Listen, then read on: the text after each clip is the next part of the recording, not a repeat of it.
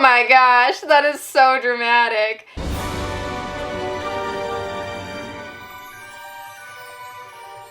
So today we are going to be rehousing some slings that have somehow outgrown their enclosures. I can't believe they already need upgrades. I guess I've had them for like a really long time, but I just felt like they weren't growing until I was feeding them a couple days ago, and I like got a good look at them and I'm like, wow, you guys really need bigger homes. So we're gonna be doing that. One of them is probably going to be the problem child of the three. This is an Ephebopus rufescens, but I don't know if you can see quite how large we are, but we have really outgrown this tube. I never rehoused this one from when I bought it because it was so comfortable in this vial. It was doing fine in the vial, and I honestly just didn't want to mess with it because these guys are very skittish, they're very fast, and they do get very sassy, so I just didn't want to deal with it. I thought, you're comfortable in there, but we've grown. We've done well. You know, obviously a vial is great for slings. We've grown this one out enough to move into some Tarantula Cribs medium slider enclosures. You guys know we just rehoused those Gramastolas, and I cleaned out their enclosures and I'm gonna reuse them. Let's go ahead and fill these up with some Reptisoil. As always, we're gonna be very generous with the Reptisoil because all three of these do like to burrow, and we want to be generous and give them that opportunity.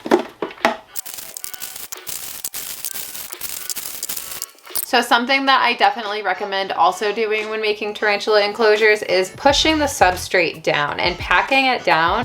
Okay. Set that aside for now. We might add some more substrate in a bit. But I did manage to get some nice little plants to go in these. So I have this plant, and I got all these from the pet store, by the way. So let's go ahead and dig you in. And I am going to put a piece of cork. The other plants I got are whatever this is. So I got two of them. I really like these. I thought they're really pretty, and they're a good size for these enclosures. And the thing with plants too, it's like even if they don't survive in the enclosure, like the spider digs it up or the plant just doesn't do well, even the dead plant will serve as like coverage. And honestly, like I kind of like the look of it sometimes when the plant in there does die and they web it all up and it just looks really cool. All right, so I've got a little bit of bioactive substrate I want to just sprinkle in here and just kind of give a little bit of that. I like that texture it gives. This one for sure needs a little more substrate. I'm getting the leaves all dirty. That's like such a pet peeve of mine. Let's go ahead and throw some leaf litter in these. Oh, I didn't even put cork in these. I knew I was missing something. We definitely need some cork for the tarantulas to hide. So, duh. This is a nice piece. All right, I do have these water dishes. These are nice little 3D printed water dishes, and we'll just put one in each enclosure. I think that this is good. I don't really see them needing anything else. We have multiple hiding spots, cork and the plant, lots and lots of substrate. I think that these are gonna be really good. And remember, you know, they are gonna dig and they're gonna throw a bunch of this substrate on this side and stuff like that. So you wanna leave room for them to do that. Sometimes you have to end up taking substrate out because you put too much in and they're like pushing it all up to the top, which is something that this one specifically has done. You see they've carved out under this cork, and so they've put all the substrate up and it goes all the way up to the top, and not really ideal. I'm just gonna give them all a little bit of water the plants. And then we will also be adding some of these springtails. These guys are doing great in here, oh my goodness. And really you only need like a few to go in and then they'll populate. I have such a issue with labeling tarantulas, and like 99% of the time I always remember what species it is, but there is that like 1% of the time where I didn't label them and I don't remember exactly what species they are. So this is a victim of one of those tarantulas. Now I'm sure it's a Brachypelma. I remember that much, but I think it's a Brachypelma albiceps. I'm pretty sure. So if you think it is something else, go ahead and comment that down below. But yes, I do believe that this stubborn little baby, look how stubborn we are, jeez, is indeed an albiceps. Oh my gosh, what are you, come on. Come on. There you are. Really, really pretty. Almost looks like a Phonopelma species, but it's not. It is a Brachypelma. Like, I'm sure of that much. A balding brachypelma. Super easy going though. See, not a problem to rehouse at all. And like this upgrade is insane. Like see, this is what I would consider too small for a tarantula that size. This. So like, let's look at the comparison. Definitely quite a difference. This is definitely a great size for them. So yeah, this is a really nice little upgrade. Lots bigger than this. Like, oh my gosh. If somebody said, Kat, this tarantula enclosure is too small, I'd say, yeah, you're right. She outgrew this probably like 2 molts ago. And I'll keep an eye on her, you know, and see what she turns into. But I'm pretty sure she is an albiceps. I want to give this Brachypelma albiceps a new enclosure.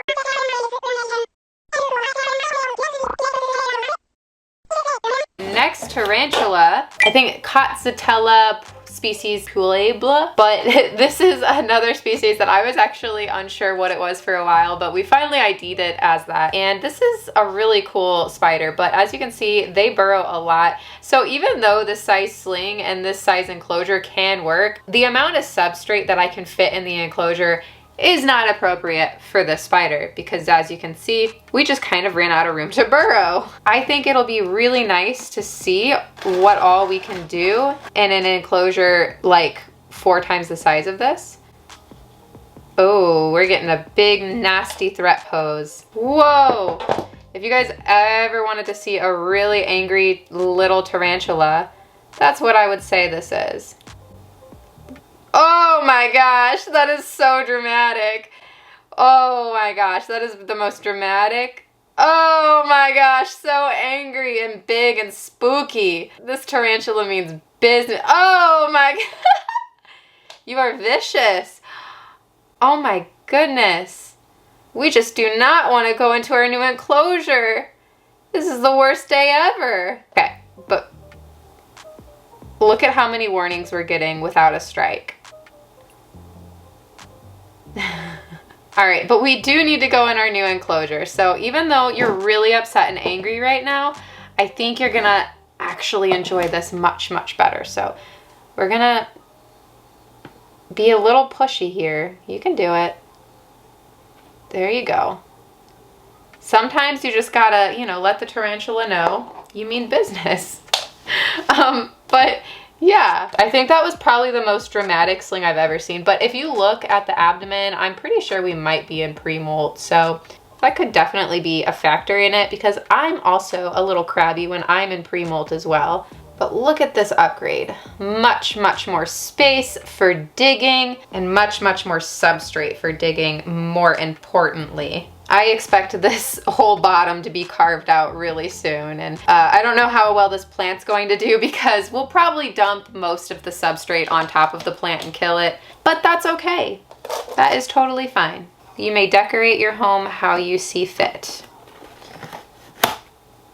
That was so unnecessary. So if one of the ones I thought was going to be more mild was angry, does that mean the one I think that will be the most skittish and angry will turn out to be the most docile? Or will they be way worse than I'm anticipating because just my tarantulas might not be in the mood today? I don't know, we'll see. Now this enclosure I have a great feeling about though. Ephebopus like to make these like kind of turret burrows where they build them up. They are a very big burrowing species. So I put this specific little bendy piece of cork right here for that corner because this is the kind of hide they like to have. For some reason, from what I've picked up on all the Ephebopus that I've kept, they always love a piece of cork that goes up like this in a corner that they can just go down in and then they dig out all under it. I'm not going to worry too much about the shot we get of this spider because I already know how we're gonna react. We're not gonna react well. In fact, Ephebopus is the only species I've ever momentarily lost because I was misting them in my bedroom and it got scared of the water and it was like a flash of lightning, went under the bed, but thank goodness I had one of those like puzzle bowls that my dogs eat out of, just like an empty one under the bed, and I found the Ephebopus immediately in the puzzle bowl hiding. Yeah. But that was very scary because I was for sure, like as soon as I saw that lightning bolt flash and it went under the bed, I was like, I'm never seeing the spider again, am I? But I did find them almost immediately. And that was like a very good lesson to learn about the way these can react and how fast they're capable of. Like, I'm even afraid to just show you this because I know that this tarantula can be across the room so fast, faster than I can react. So we are going to do this, and I'm not gonna force it. I'm telling you right now, if we're just getting bad vibes, I'm not gonna pull them out of this tube. I will just let them come out on their own, except I hate when the tube becomes a part of the enclosure. I never like when that happens. So what I'm gonna try to do is position it. You see, so hopefully we can be poked out and go that way. So I'm gonna do my best.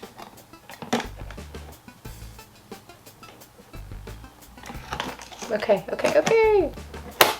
All right, we're out of the tube, but I do want to remove the vial because if I don't, that vial will definitely become a part of this enclosure. So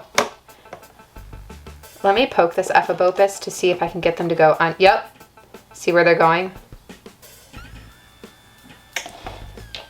See, we are gonna go right under that cork. Perfect, and now we feel safe and secure, so I can easily remove that. And that is how it's done. So that wasn't too bad. That was like the ideal textbook Ephebopus rehousing that I was hoping for. Hopefully you guys enjoyed. I know it was a little bit more chill, but I wanted to film a video and edit it today and get it up for you guys tomorrow morning. So rehousings are always fun, and I don't always do my rehousings on camera, but a lot of you guys like watching them. So if that's you, thank you for being here. Like this video if you enjoyed, subscribe if you're not and you want to be. Don't forget I have an Instagram to use probably way too much. It's @Tarantula Kat. You can go follow me there. I also have a Discord, Patreon, a podcast, plushies sometimes, new enclosures, merch. It's all linked down below. I will see you guys soon. Let's get into the Patreon pet pick.